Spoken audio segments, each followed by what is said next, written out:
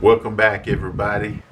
I'm here today. I'm going to do a quick video on my venison jerky process and recipe. Stand by. I think you're going to like it. Pretty easy and, just fun to make. But let me show you what we're doing here. This deer right here was harvested 3 days ago. I've had him hanging in a cooler, draining out. And we're going to take some of the choice meats and make venison from it. Stand by. Okay, I am at the processing rack showing you my ingredients. Basically, everything you need to be able to make this recipe pretty easy. Honey teriyaki marinade, crushed red pepper, sesame seed, cayenne, a chopping board or something to lay the meat on when you tenderize it, and a meat tenderizer.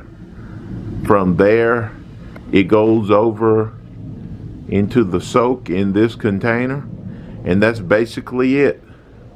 I will show you parts as I go. I've got the back strap and tenderloin out, and what I'm going to do is trim out the fat and silver skin and all the tough pieces before I start tenderizing what's left. What you have here is the portions of meat already tenderized anyway by a hammer.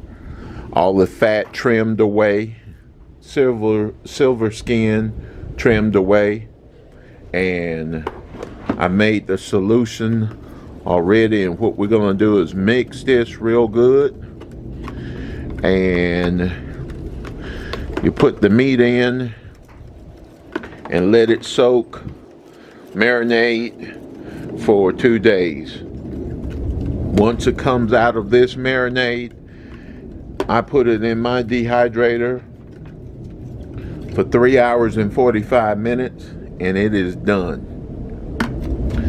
But you choose your level of heat with your cayenne and pepper flakes, but it'll have a good flavor to it, and just another way of fixing venison.